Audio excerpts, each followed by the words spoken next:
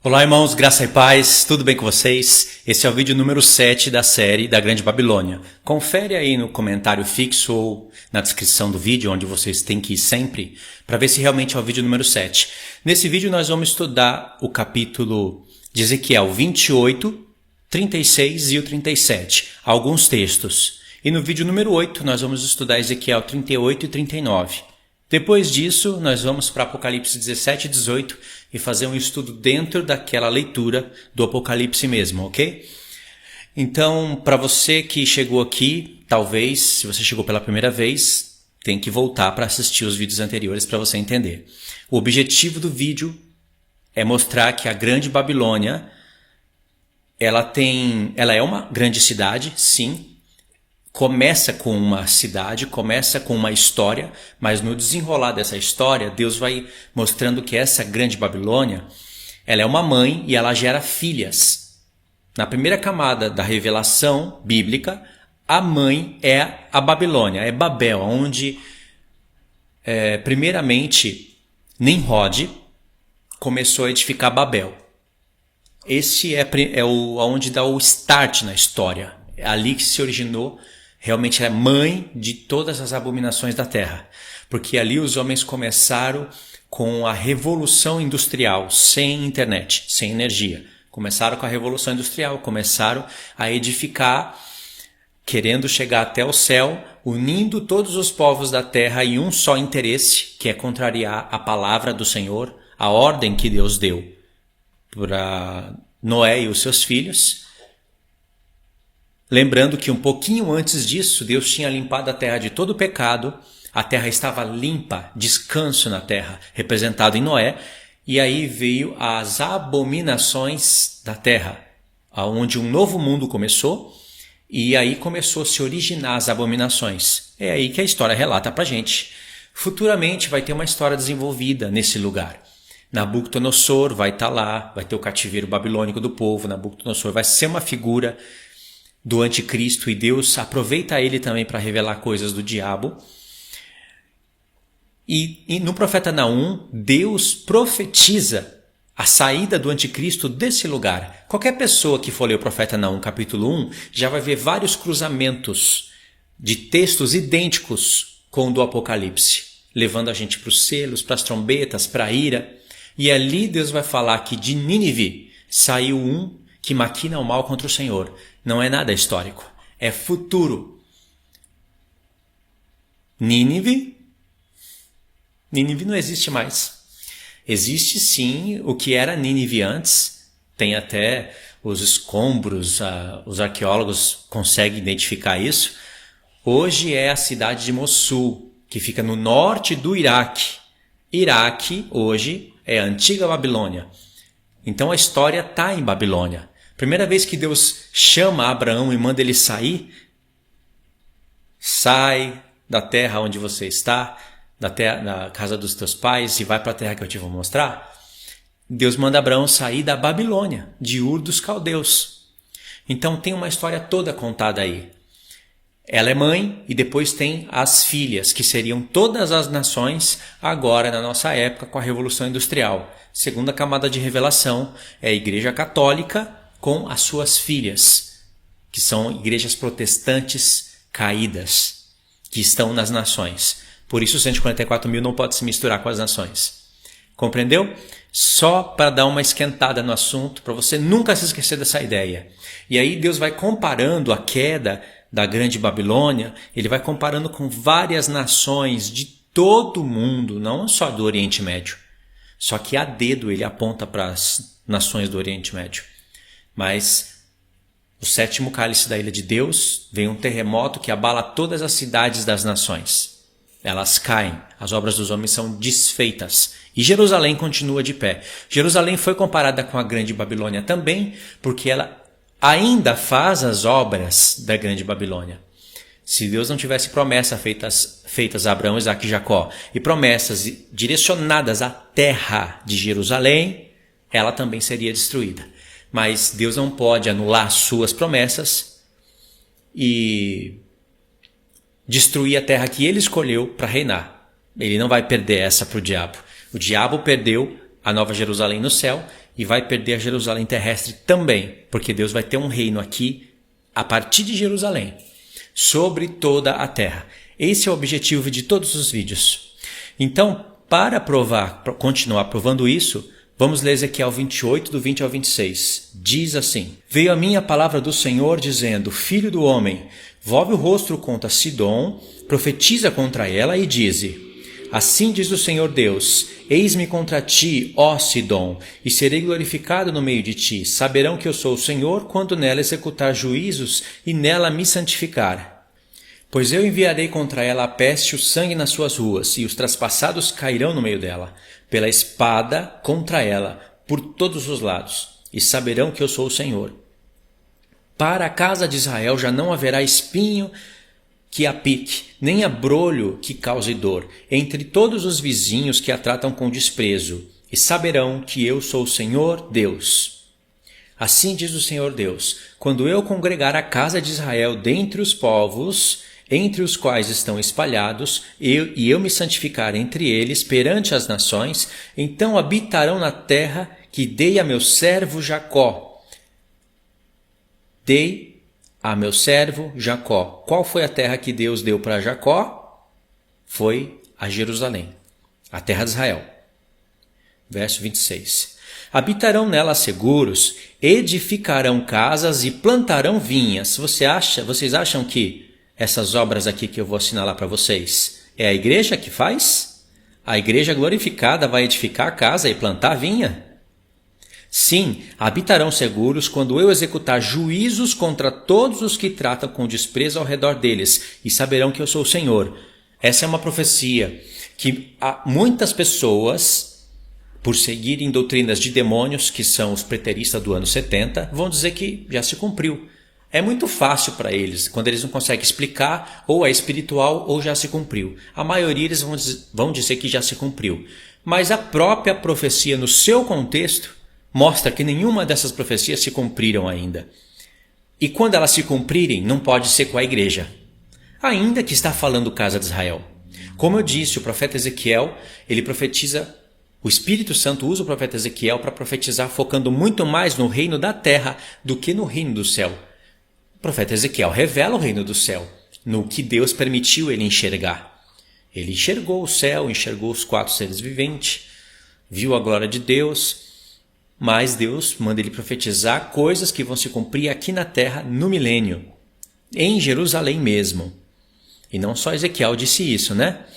Então aqui está muito claro. Vamos para Ezequiel 36, que é o contexto de Ezequiel 37. E aí vocês vão entender o porquê que nós vamos ler Ezequiel 36, do 24 ao 28. Não, do 24 ao 38. Presta atenção nessa leitura. Veja como não é a igreja. Alguns textos aqui, por falta de entendimento, a gente usava como se fosse só para a igreja. Mas quando tem alguns textos que nos desafiam, ou a gente fingia que eles não existiam, ou a gente pulava. Nós não vamos pular mais. Nós vamos entender qual é a função dessa profecia aqui, que é o plano do Espírito Santo, usando o profeta Ezequiel para profetizar a restauração do reino de Israel literal na terra de Israel literal, em Jerusalém literal, e aí Deus aproveita para fazer alusão ao reino espiritual. Não é muito bonito isso? É muito bonito, mas é desconhecido ainda. Vamos lá, olha a luz que vai surgindo na leitura. Acompanha aí. Tomar-vos-ei dentre as nações, e vos congregarei de todos os países, e vos trarei para a vossa terra. Aqui já é literal. Mais uma pausa pequena. Muitos pré-tribulacionistas que forem estudar o mistério das 2 casas, eles vão estudar não enxergando a glória na igreja. Eles, por não conhecerem a parte que Deus fala da casa de Israel, sendo a igreja mesmo, entrando por intermédio das 10 tribos não literais, por eles desprezarem esse plano, eles chegam nesses textos aqui e eles acabam enxergando algo só literal, algo que Deus vai fazer com Israel à parte, causando uma divisão entre Israel e a igreja. Não está completamente errado, irmãos, mas eles fazem isso A intenção principal é mostrar que a igreja não é arrebatada, não fica na grande tribulação, e que a igreja é arrebatada antes. E essa é a intenção que fazem eles perderem a revelação. Nós sabemos que isso não vai ser assim, a igreja vai passar pela grande tribulação. E nós sabemos agora que existe um plano literal, sim, para a terra de Israel, e Deus vai cumprir esse plano. E Deus aproveitou pelo profeta Ezequiel para fazer alusão ao reino espiritual. E para confirmar isso, nós temos outros profetas. Então nossos olhos se abriram de maneira tremenda, de maneira que nós não vamos forçar textos literais a se converterem a textos espirituais e nem vice-versa, porque Deus está tratando com ambos os casos. Quem lê Zacarias 12 ao 14 percebe isso claramente. E quem conhece o mistério das duas casas de Israel, que Paulo falou nas suas cartas e apontou para os profetas, percebe também que a igreja faz parte de um plano que se identifica com esse, mas que não se cumpre literalmente. Compreendeu? Então, verso 24, de novo: tomar-vos-ei dentre as nações, e vos congregarei de todos os países, e vos trarei para a terra. Então aspergirei água pura sobre vós, e ficareis purificados, de todas as vossas imundícias e de todos os vossos ídolos vos purificarei. Aí vai dizer a igreja, água pura, Espírito Santo. Irmãos, água pura é o Espírito Santo, mas veja-se a igreja. Dai-vos-ei coração novo, e porém dentre vós espírito novo. Tirarei de vós o coração de pedra, e vos darei coração de carne. A igreja glorificada não vai receber coração de carne. Sabe o que é coração de carne? Mente aonde tem neurônios por onde percorrem sangue, células que ainda envelhecem. Mas o povo de Israel que estiver aqui nessa terra e que sobrar, quando eles olharem para Jesus, e eles vão poder ver Jesus, Jesus vai mostrar a ferida nas mãos para eles, como está em Zacarias 13, eles vão chorar como alguém que chora por um filho amargamente, e eles vão dizer, realmente, era esse o Senhor que nós rejeitávamos. Essa história, presta atenção nisso que isso é muito importante. Essa história que está em Zacarias 12 está sendo contada no mesmo momento, por um outro ângulo, em Isaías 53. Verdadeiramente era ele. Nós o reputávamos como aflito de Deus, ferido, mas foi pelas nossas transgressões. Israel está reconhecendo o filho. Se você quiser ver em Isaías 53 qual é o momento na história que ocorre aquilo, Zacarias 12. Compreenderam? E Deus vai dar para eles sim. Vai tirar o coração de pedra, que não entende as escrituras, e vai dar um coração de carne. E vai purificar eles e vai dar espírito para eles. Por quê? Essa grande misericórdia. E Deus não vai fazer só isso. Deus vai abrir os olhos deles e eles vão ficar como Davi e como anjo do Senhor, eles vão devorar as nações ao redor.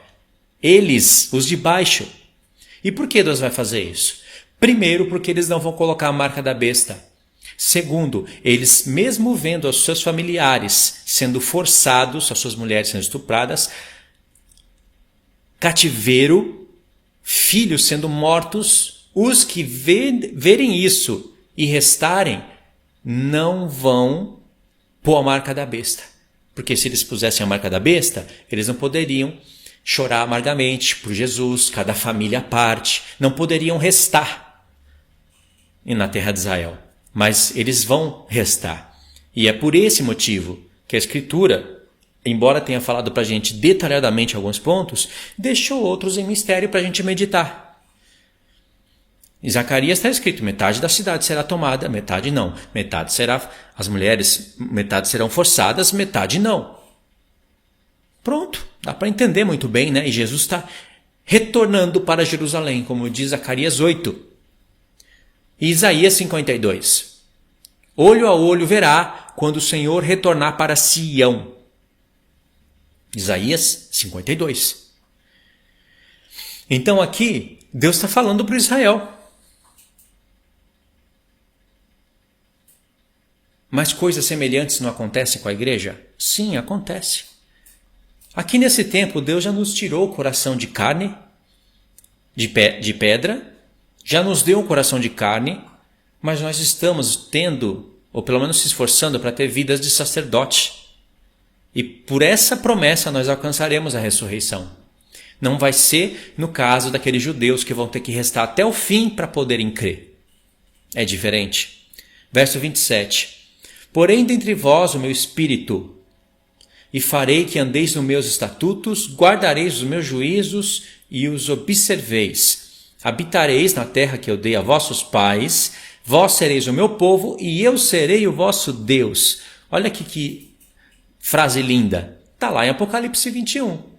Mas Apocalipse 21 é o momento da história para frente. Não aqui. A prova disso é Apocalipse 20. Verso 29.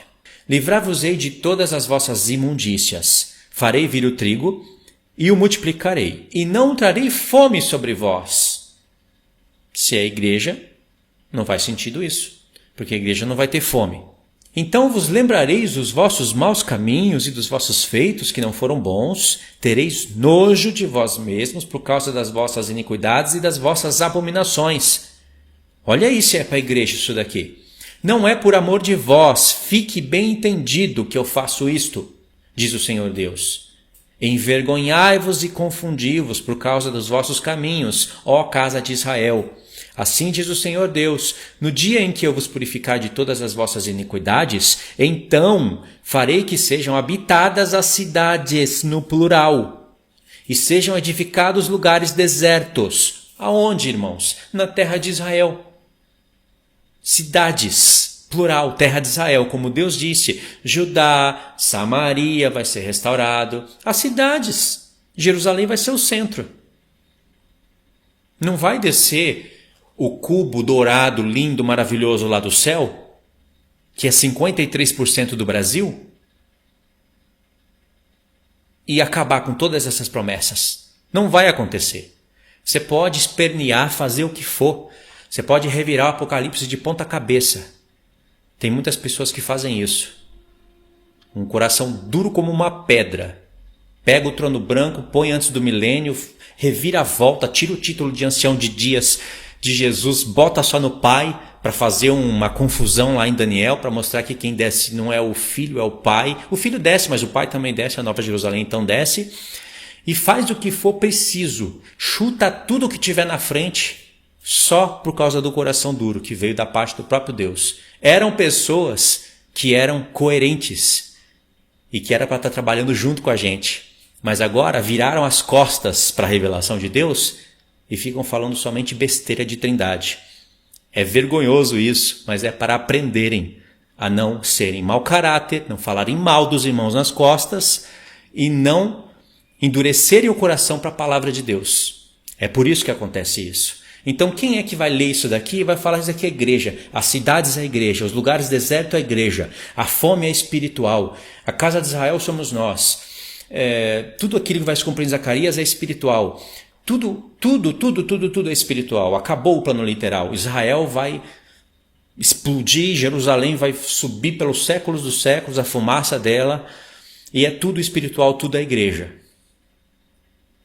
Vocês acham que eu estou brincando só porque eu estou falando assim? Eu só estou colocando o meu tom de voz.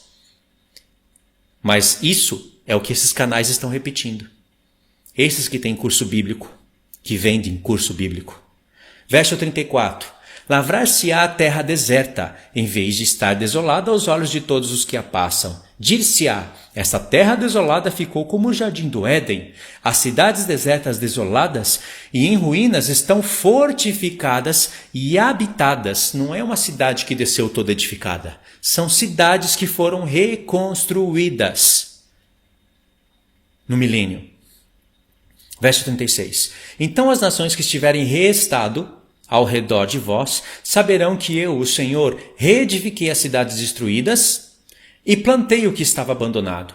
Eu, o Senhor, o disse e farei. Assim diz o Senhor Deus, ainda nisto permitirei que seja eu solicitado pela casa de Israel, que lhe multiplique eu os homens como um rebanho.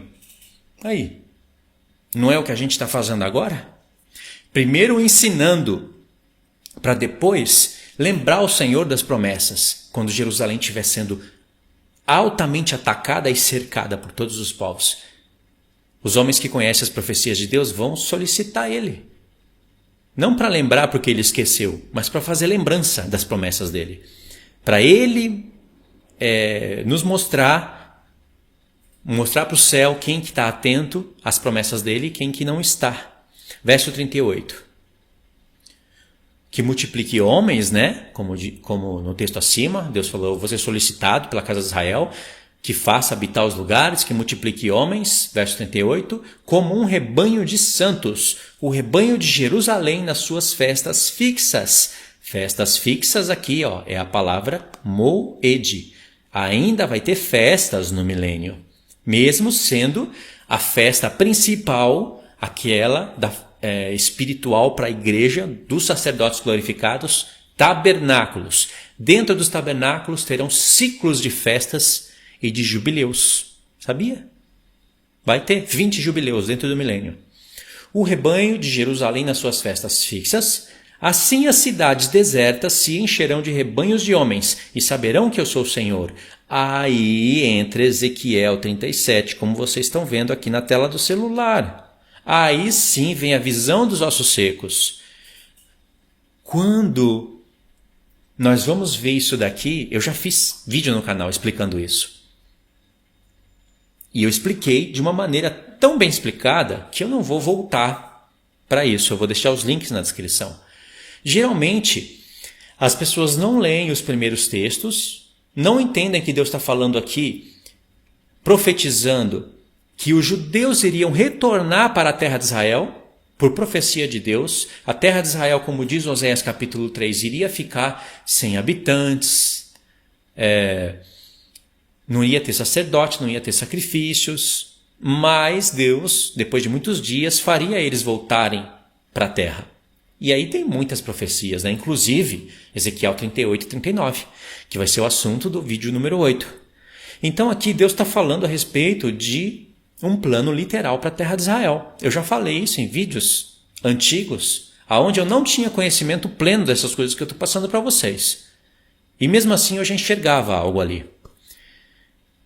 E falei das datas 1948, 1967, relacionados a essa profecia. Só que quando as pessoas que conhecem as duas casas de Israel querem espiritualizar tudo, elas passam por tudo isso daqui, olha na tela. Elas passam por tudo isso e vão direto no verso 15. Veio a minha palavra do Senhor dizendo, tu, pois, ó filho do homem, toma um pedaço de madeira e escreve nele para Judá e para os filhos de Israel, seus companheiros. Aí você já sabe, a união das duas varas, que vai juntar em um só povo e que aqui Deus aproveita para profetizar o plano espiritual e falar da igreja. Sim, mas, olha para a tela do celular de novo, o contexto é tudo isso daqui. E no contexto você vai ver que Deus está falando para eles lá. Compreenderam? E o capítulo todo, no contexto total, nos ajuda, Deus nos entrega os dois planos e nos ajuda a compreender isso. Mas não pode pular versos. Compreenderam? Verso 11. Então me disse, filho do homem, estes ossos são toda a casa de Israel. Eis que dizem, os nossos ossos se secaram e pereceu a nossa esperança, estamos de todo exterminados. Isso daqui, irmãos, é a casa de Israel, literal, que estava espalhada nas nações, já não eram povo, estavam cortados e eles falavam isso entre eles. E lembra, dentro do termo casa de Israel, também se encontra a casa de Judá, que nesse contexto aqui estava cativeiro também. E aí Deus aqui aproveita para falar da ressurreição espiritual dos corpos. Espiritual e literal. Por quê? Porque literalmente vai ter ressurreição. Mas espiritual porque está falando dos filhos de Deus glorificados que serão sacerdotes segundo a ordem de Melquisedeque. Está falando aqui. Sim, textos aqui inclusive aparecem em João. Jesus menciona esses textos. Só que aí, olha o verso, depois da profecia das duas varas que se unem, né? Olha só o contexto. Vamos pegar do 22. Farei deles uma só nação na terra, nos montes de Israel, e um só rei será rei sobre todos eles. Nunca mais serão duas nações. Nunca mais para o futuro se dividirão em dois reinos. Aqui, irmãos, é muito profundo o que Deus está falando aqui, porque o Espírito Santo já está exigindo que você compreenda que Efraim se tornou um reino e que Judá se tornou um reino. Porque está falando de Efraim e Judá. Por que duas tribos? Na verdade, não são mais duas tribos aqui, são dois reinos. E Deus está falando que eles nunca mais se dividirão para o futuro. Verso 23. Nunca mais se contaminarão com seus ídolos, nem com as suas abominações, nem com qualquer das suas transgressões. Livrá-los-ei de todas as suas apostasias em que pecaram e os purificarei. Assim, eles serão o meu povo e eu serei o seu Deus. Olha que textos que já vão encaminhando para a gente para um lado espiritual das coisas. O meu servo Davi reinará sobre eles, fazendo alusão a Cristo, o descendente que vem de Davi. Mas Davi não vai estar ressuscitado? Vai estar ressuscitado. Davi não foi um grande rei de Israel? Davi foi um grande rei de Israel e vai ter uma grande posição no reino. Só que no final do livro você vai ter um templo, vai ter um príncipe lá naquele templo, reinando. Um príncipe é o cabeça do povo, reinando sobre o sacerdócio, não de Levi, não aquele da antiga aliança, mas é da linhagem de Simei, que é da ordem de Zadok. Um sacerdócio literal na terra e o príncipe literal, mas não é Cristo e nem Davi. Porque Davi vai estar ressuscitado e não vai casar e não vai ter mulheres. E Cristo não precisa nem falar. Entendeu? Então aqui é uma alusão, sim, a Cristo. Porque as varas se unindo também falam da igreja. Todos eles terão um só pastor. Andarão nos meus juízos, guardarão os meus estatutos e obedecerão. Habitarão na terra que dei a meu servo Jacó, na qual vossos pais habitaram. Habitarão nela ele e seus filhos, e os filhos dos seus filhos. E aí, você acha que a igreja vai ter filhos e filhos dos filhos? Aqui está falando de gerações, de homens que geram filhos. Então aqui tem que estar falando das 12 tribos literais, como está falando no final do livro, Ezequiel 47 e 48. Aqui não está falando do nosso tempo, que nós tivemos filhos e filhos dos filhos, e morreram e ressuscitaram, e lá quando todo mundo ressuscitar vai se cumprir isso. Não está, presta atenção, olha, continua lendo. Habitarão na terra que dei a meu servo Jacó, aqui, na qual vossos pais habitaram, habitarão nela eles e seus filhos e os filhos dos seus filhos para sempre. E Davi, meu servo, será seu príncipe eternamente. Farei com eles uma aliança de paz, será aliança perpétua. Estabelecê-los-ei e os multiplicarei e porei o meu santuário no meio deles. Olha aqui, irmãos, vai ter algo extraordinário. O meu santuário no meio deles. As pessoas vão falar, é a Nova Jerusalém? É a igreja. Aqui fica difícil para explicar e difícil de entender se a explicação não for boa e se a pessoa também não for boa para entender. Se a explicação for boa, mas a pessoa não for boa para entender, ela ainda não vai compreender. Mas eu vou tentar deixar a explicação boa. Você vê que uma hora está falando para a igreja e outra hora está falando para homens que têm filhos, principalmente se a gente soma com o contexto todo. A profecia não está só aqui. Nós lemos Ezequiel 28 e 36 de propósito para a gente compreender melhor o que está sendo dito aqui. Certo? Então, quando os seus olhos se abrem, você fica confuso. Está falando de Israel ou da igreja? Porque se é da igreja, como que vai ter filhos, comer, beber, plantar vinhas? Se é só de Israel, onde fica a igreja? Está vendo como Deus planejou isso para a gente? Um mistério. E olha que interessante o que vai acontecer aqui. Verso 26, de novo. Farei com eles uma aliança de paz, será aliança perpétua. Estabelecê-los-ei e os multiplicarei, e porei o meu santuário no meio deles para sempre. Aí, aqui está aquela pergunta. Que santuário é esse? Será que é a igreja no meio do povo? Então, não tem Nova Jerusalém literal? Tem. Tem pessoas que não acreditam na literalidade da cidade. Então, o que vai ter aqui na terra? Aí as pessoas pensam, mas o reino não é na terra, é no céu. Então tem pessoas confusas, tem pessoas que ainda estão indefinidas em tudo, porque elas não estudam, né? Nós acreditamos na literalidade da cidade, embora ela tenha reflexos da igreja. Não é que aquela cidade toda são homens espirituais. E se você acreditar assim, vai estar perdendo muita coisa também, entendeu? Porque no Apocalipse está escrito que abriu o santuário do tabernáculo do testemunho no céu, tem um trono lá, tem portas, tem tudo. Então, por que não vai ter cidade? Claro que tem, está edificada.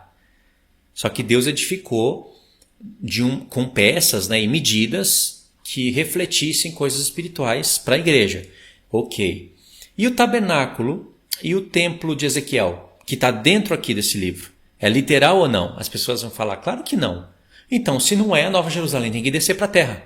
E se a Nova Jerusalém descer para a terra, nada do que a gente estudou até agora se cumpre. Ou eu estou vendo e meditando tudo errado, realmente Jerusalém vai explodir, e aí eu não sei o que fazer com os textos que nós lemos, ou tem pessoas que não estão compreendendo bem o que Deus está falando. E é lógico que, pelos todos os textos que nós lemos, tem pessoas que não estão compreendendo bem o que estão lendo, quando resolvem ler, né? Ler, eu digo ler tudo, não ler alguns textos. Ficar fazendo cruzadinha de palavras. Não isso. Então, verso 27. Olha esse verso que curioso. O meu tabernáculo estará com eles. Eu serei o seu Deus e eles serão o meu povo. Aí aqui os espiritualistas dizem, eita, olha aqui, ó, o aplicativo já levou a gente para Apocalipse 21. Tá aqui, ó, 21.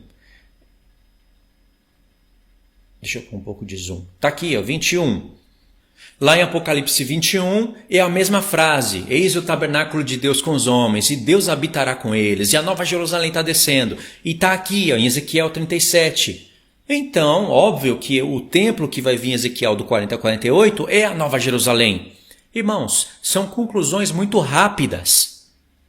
Vamos ler os capítulos e vamos ver se é isso mesmo. E presta atenção nas próprias conclusões que nós estamos tomando.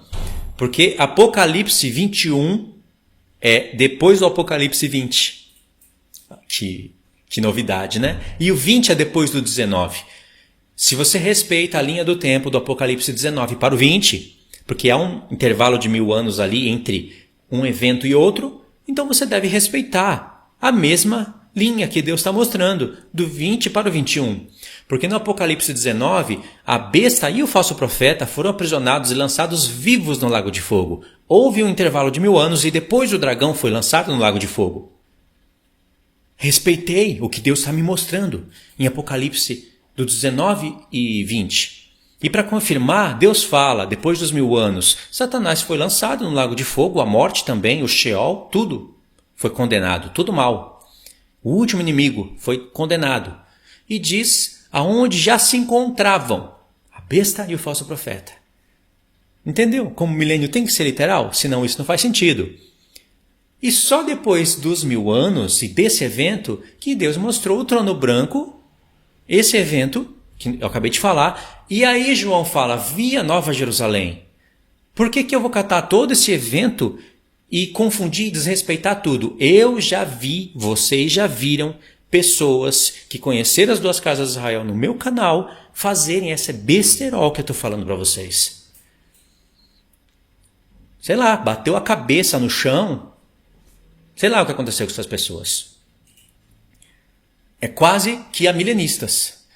Crê no milênio literal, mas usam os mesmos argumentos amilenistas e pós-milenistas. Não dá para entender o povo desse. Não é?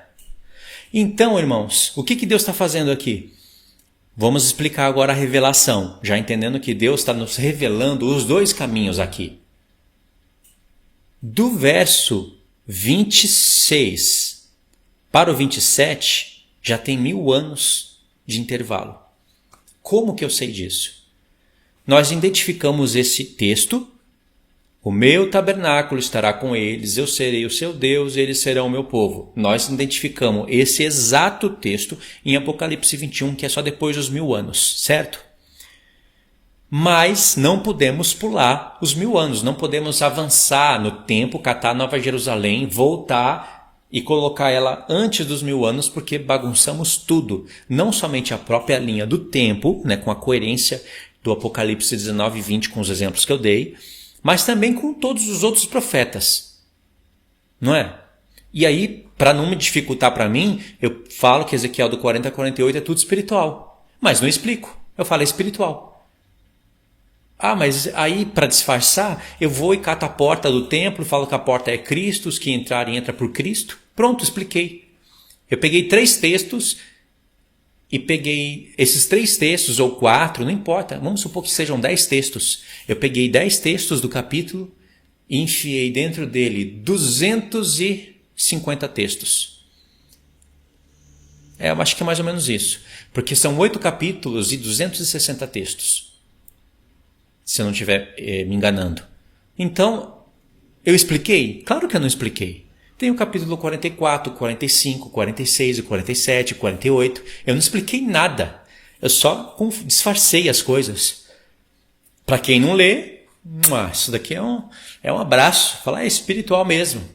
E pronto, vida que segue. Vamos falar agora de trono tripartido. Vamos falar de Espírito Santo assentado à destra de Cristo. É isso daí, a história desse povo. Eu tenho que falar assim mesmo, que é para vocês entenderem e não fazerem partes de canais como esses, que atrasam o pensamento. Aqui avança, lá atrasa, aqui avança, lá atrasa, aqui avança, lá atrasa. Se você tiver discernimento do que eu estou falando, você vai compreender que eu não estou me engrandecendo, mas eu estou alertando.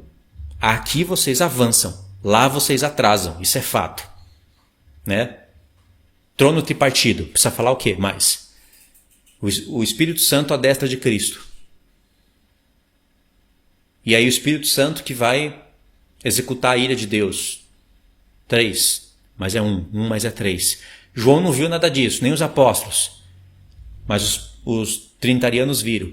É uma vergonha, né? Por isso que eu falo, aqui avança, lá atrasa, aqui avança. Veja bem, olha a explicação.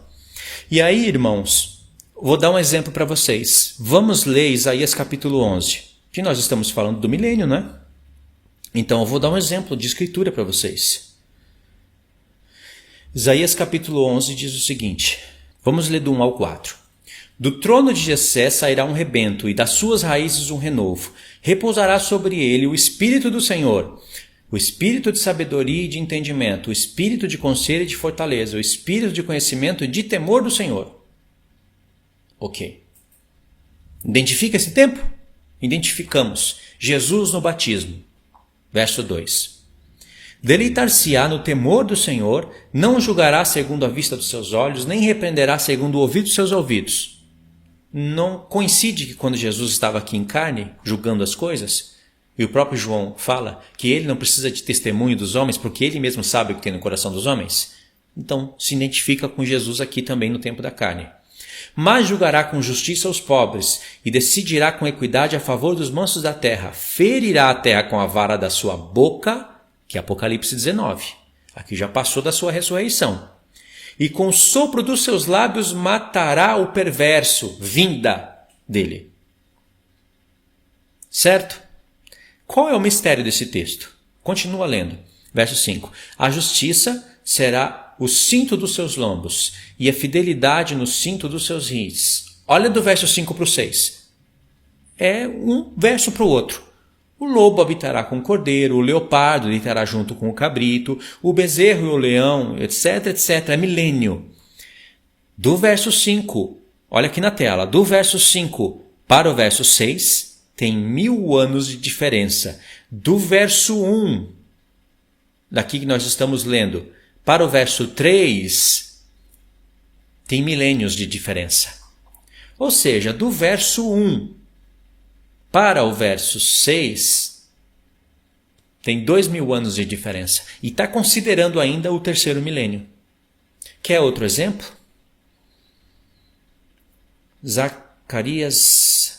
Daniel 12.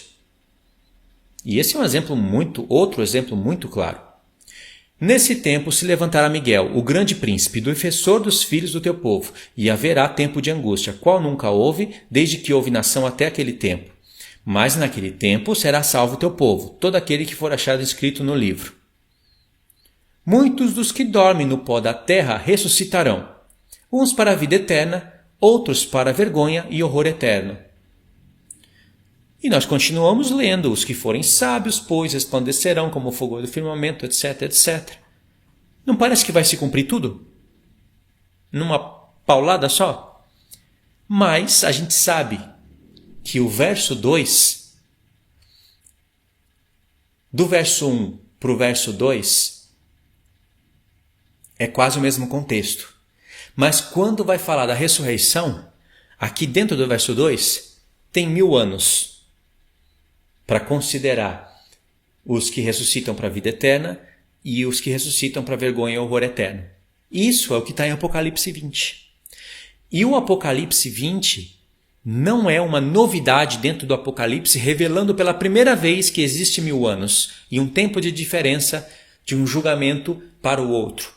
Não é. Em Isaías capítulo 25 e 26 nos revela isso. Só que está bem mais escondidinho, só que revela. Em uma outra oportunidade a gente vê isso. A questão do milênio, Deus já está nos revelando de maneira grandiosa pelo profeta Isaías e através de outros profetas e comparações espirituais, usando números, símbolos. O Salmo 90 ajuda a entender a questão do milênio. Entendeu? Então eu não posso pegar Daniel 12 e falar que ímpios vão ressuscitar na primeira ressurreição. Por que eu vou fazer isso? Por que eu vou fazer essa tolice? As mesmas pessoas que eu me referia alguns minutos atrás fazem isso daqui. Aí você vai dizer: não, só pode ser a milenista então, ou pós-milenista. Não, são pré-milenista. Creem no milênio literal. Mas espera aí, ímpio ressuscitando agora? Sim, estão lendo esse texto aqui. Mas e o Apocalipse 20 e 21? Ali a Nova Jerusalém já pegaram depois do milênio e colocaram antes. Irmãos, isso é um pé no caminho da apostasia. Entendeu? A apostasia não é só negar Cristo com a boca. A apostasia é você perverter coisas claras da palavra de Deus. Tudo tem um início, tudo tem um caminho. Isso para mim é apostasia. Já está com o pé na apostasia. Não é? Então, ficou claro, Isaías 11 e Daniel 12 são apenas 2 exemplos, entre vários que tem aqui, são apenas 2, que de um texto para o outro tem 1000 anos de intervalo. Agora vamos voltar em Ezequiel, capítulo 37. Que aí você não vai forçar a barra para espirituar uma coisa, para espirituar 20 coisas, por causa de uma que você não conhece. Agora olha que lindo isso daqui, verso 26. Farei com eles aliança de paz. Eles quem? Tanto Israel da terra como nós. Será aliança perpétua. Espera aí, o da terra não é de 1000 anos? Irmãos, mesmo sacerdotes rebaixados que estiverem sujeitos à morte, muitos deles, se não pecarem, se não transgredirem, e Deus fala que muitos deles não vão pecar e não vão transgredir, mesmo depois dos 1000 anos que Satanás for solto, eles vão ter direito à aliança eterna. Até as nações vão ter direito. E esses que restarem serão maiores do que as nações. Então, pode ler tranquilamente. Estabelecer-los-ei e os multiplicarei, e porei o meu santuário no meio deles. E aqui que você está vendo de vermelho é o templo de Ezequiel. Só que fazendo uma alusão à Nova Jerusalém. Porque nós estamos tratando não só de um plano. Nós estamos tratando de 2 planos, o literal e o espiritual. Compreendemos os 2. Eu não anulo nada do plano espiritual da igreja, dos sacerdotes glorificados. Nada. Por causa do literal. Mas o outro lado anula todo o literal por causa do plano espiritual. E olha o verso 27. O meu tabernáculo estará com eles. Eu serei o seu Deus e eles serão o meu povo. Eu sei que do verso 26 aqui, desse verso aqui para cá, tem 1000 anos. Tem um espaço de 1000 anos. Porque o templo de Ezequiel, que está na terra, vai ter que ser removido. Por isso que, quando o trono branco é estabelecido, os céus e a terra fogem fogem da presença desse trono branco e não voltam. Diz, não se achou mais lugar para eles. Se a Nova Jerusalém tivesse descido na terra, ela teria que fugir. Não é? Mas como assim? O trono branco não está dentro da Nova Jerusalém? Então já não faz sentido essa ideia. O próprio Apocalipse já está mostrando que não faz sentido. E aí se cumpre. O verso 27 já está nos dando um recado do que vai acontecer no tempo da Nova Jerusalém. Verso 28. As nações saberão que eu sou o Senhor que santifico a Israel quando o meu santuário estiver para sempre no meio deles. E aí, irmãos, para provar tudo o que nós estamos falando, olha aqui na tela do celular, vai vir a profecia de Gog e Magog duplicadamente, que é o que nós vamos estudar nos próximos vídeos. No próximo vídeo, no vídeo número 8, se esse realmente for o 7. E aí você vai ver que a profecia de Gog e Magog está duplicada. Por quê? E está duplicada em seguida. Deus tem um recado para você aí, para a igreja. E ela não duplicou com todas as mesmas palavras. Ela duplicou com palavras idênticas, frases iguais, mas aí tem acréscimos. De maneira que o que tem no capítulo 38 não tem no 39, e o que tem no 39 não tem no 38, e você vai ter que somar os dois e compreender do porquê que Deus duplicou a profecia. Porque um Gog e Magog é antes do milênio e o outro Gog e Magog é depois do milênio. Quais são as provas disso? Apocalipse 19 e Apocalipse 20. Assunto do vídeo número 8. E aqui dentro dessa profecia, você vai ver que a terra de Israel vai restar, vão ter homens separados para juntar ossos de Gog e Magog por todos os cantos. A Nova Jerusalém não pode estar na terra, interrompendo essa profecia, para purificar a terra. E algumas questões que nós vamos ver. Não é tão difícil, não, de passar pelo 38 e pelo 39. Não é tão difícil. O mais difícil é de explicar tudo isso aqui, até esse ponto. Tá bom? Então aqui eu paro a mensagem. Espero que vocês tenham compreendido, né? Quem não compreendeu esses dois planos, que pelo menos compreenda o plano espiritual. Que pelo menos isso. O pior de tudo é quando você fica na linha pré-tribulacionista. Que aí eles negam o espiritual, joga tudo isso em Israel para se cumprir aqui dentro da última semana e depois, dentro do milênio, eles já não têm uma definição. Não tem, não adianta. Eu já vi todas as pregações de vários pastores, até os que gostam muito de escatologia, e eles falam que o milênio é algo tenebroso ainda, sabe? Nublado. A gente só tem algumas questões mínimas ali de como vai ser, e não é assim. É que eles não enxergam mais. Porque eles não enxergam, eles estão se colocando como parâmetro. Como se ninguém vai enxergar além do que eles enxergaram. Ainda são pré-tribulacionistas, já erraram nisso. Entendeu? Muitas coisas do milênio estão reveladas. E eu pensava até que muitas coisas da eternidade não estavam reveladas, mas muitas coisas estão também. É claro que não tudo, mas muitas coisas estão. Tá certo? Então deixa aí o like, se inscreva no canal se você não tiver inscrito, compartilhe o vídeo, segue os links que eu vou deixar no comentário fixo, na descrição. Segue a playlist também, é muito importante. E se esforça. Se esforça para aprender, porque nada do que aprende vai ser em vão. Tudo que eu aprendi até hoje não foi em vão. Porque se eu não tivesse me esforçado, eu não poderia estar explicando isso daqui para vocês. Ou seja, nada é em vão. Vai chegar um momento que da explicação vai ter que sair totalmente para a prática. E aí vai depender do que tem aqui, ó, no seu coração, para você praticar corretamente. Tá bom, irmãos? Então é isso daí. Muito obrigado por ter assistido até aqui. Deus abençoe a todos.